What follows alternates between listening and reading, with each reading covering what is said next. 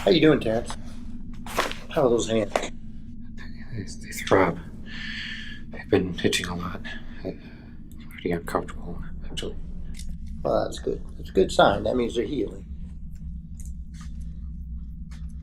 Hey, Terrence, I want to introduce to you Mr. Vermeer. Werner Vermeer. He's a psychologist. How are you doing, Terrence? Psychologist. Yeah, Terrence, we need to talk about your case.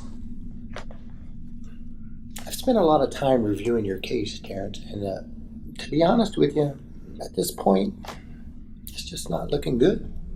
The evidence is stacked against you. What? Let me just tell you what the court's going to see. They're going to see your friend, Lee Levine, dead on the floor. They're going to see a prostitute, Wilma Sherman, also dead. And Lucy Marks, beaten to death. All in your house. I didn't kill them. I could never do something like that. Hear me out. I'm going to tell you what the scene looks like. Saturday, the night of the murders. I didn't murder anybody. This is what it looks like.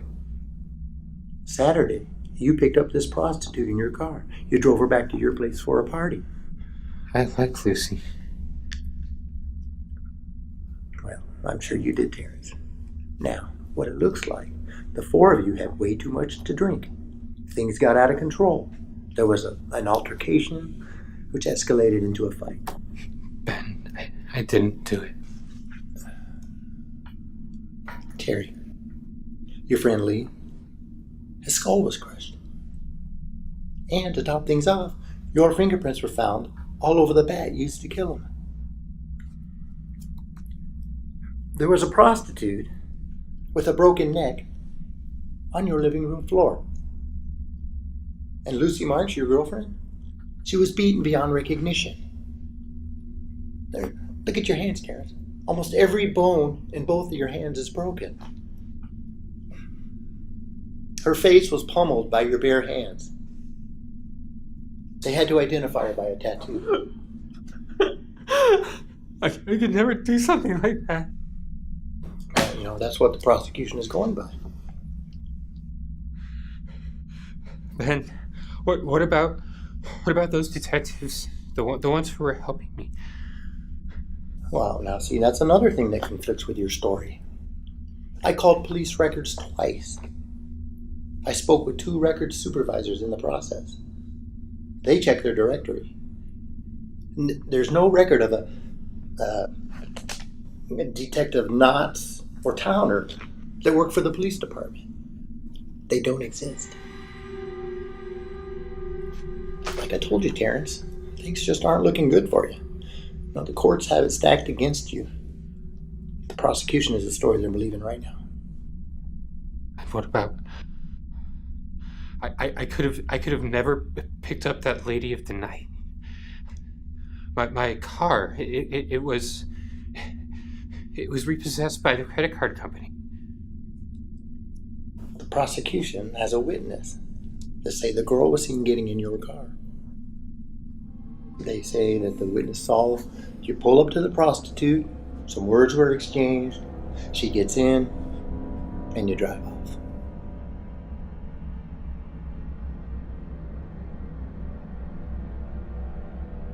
Well, did they see the driver?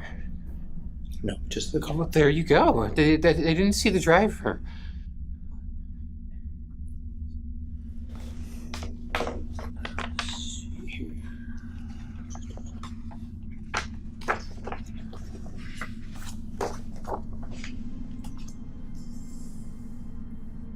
Is that your car? The police shot that photo the day you were arrested. It was in your driveway. It wasn't repossessed. I went to the dealership, Terrence, and there's no record of you purchasing that vehicle there. The car did come from that lot, but it was stolen, not purchased. purchased the car at that dealership.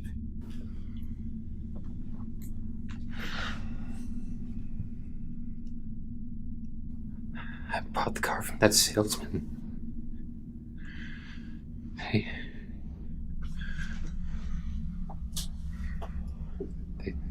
They did it. It's a conspiracy. They set me up. They did it all. Who are they, Terrence? The tall man. The tall man? Yes, Ben. I told you about the tall man. You haven't even acknowledged them. You don't believe me, do you, Ben? That's why I am here, Terrence. Ben called me to review your case. Now, tell me about the tall man. Not crazy. We know you're not crazy, Terrence. Just tell me about the tall man.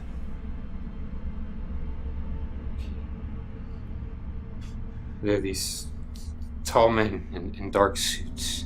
They work for the credit card company. They're like collectors.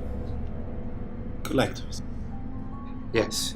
Yeah. What they do is they trick you into using the card, and when you can't pay it, the company sends these really big guys. So they're enormous.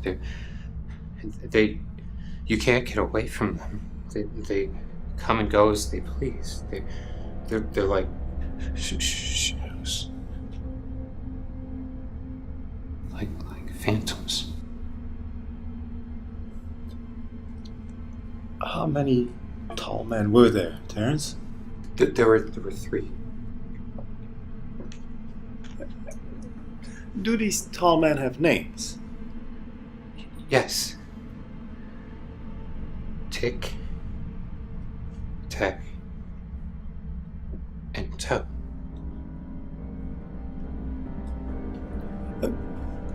Did these men ever talk to you? No, they never said a word. They had a guy on the phone that would do all the talking. And what did the man on the phone say? He'd ask me questions. He asked if I had the amount due. When I said no, the tall man would break my fingers. And then they made me drink whiskey. I think we may have an explanation for all of this. Let's go back 20 years ago. There was a little girl living next door to you. Her name was Alicia Mariotti. She was about your age. Do you remember her? She was my friend. She used to live next door from me. We would play all the time. We would explore places and pretend we were in a different world, far away. She was my best friend. My only friend. Other kids didn't understand me, but she did. She was my best friend. And when the day would end, we'd have to return home. She didn't want to go back home. She had to return to a terrible darkness.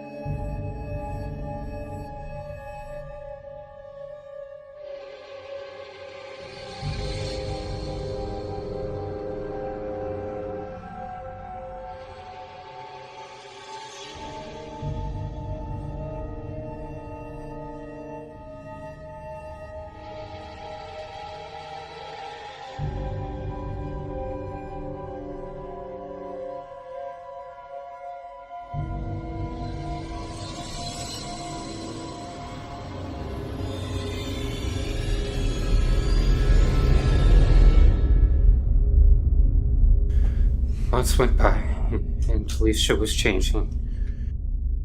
That day came when she asked me to do something very difficult. What she asked me to do was unimaginable. But I knew she wasn't happy. I loved her, and I would have done anything for her.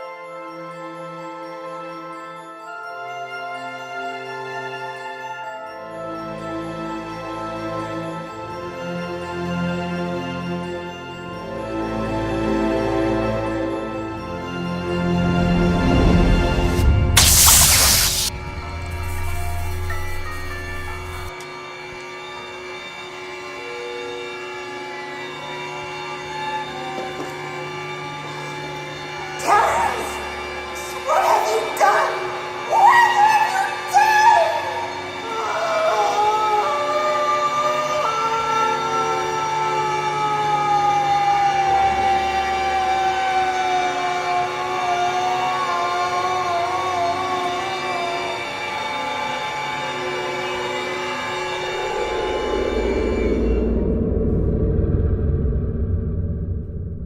That was a long time ago. Yes, it was, but it all has relevance, Terence.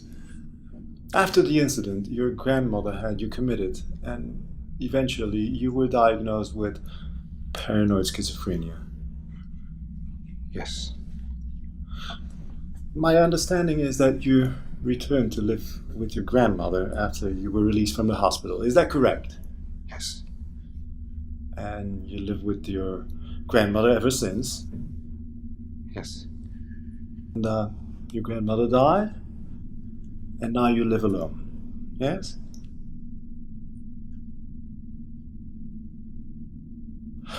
Did your grandmother help you with your medication for schizophrenia?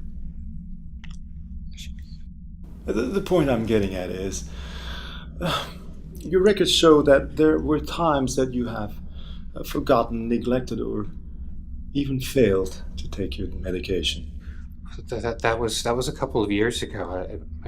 My grandmother died. I had a hard time, but I always remember to take my medication now. I never miss a dose. Well, perhaps the dosage wasn't strong enough anymore. And that might be the reason why you are seeing these tall men, these detectives. It might be the reason why you have no recollections of the murder of your friends. Terrence, listen to what we're saying. Our hands are tied. There's no other explanation. All the wrongs point to you. And if the courts consider your mental history, well, that's it. If we claim insanity, they'll send you to a mental institution, which is much better than prison for you. Terrence, you have a disorder that makes things very difficult for you. I want you to know that everything will be okay. Everything will be okay, Terrence.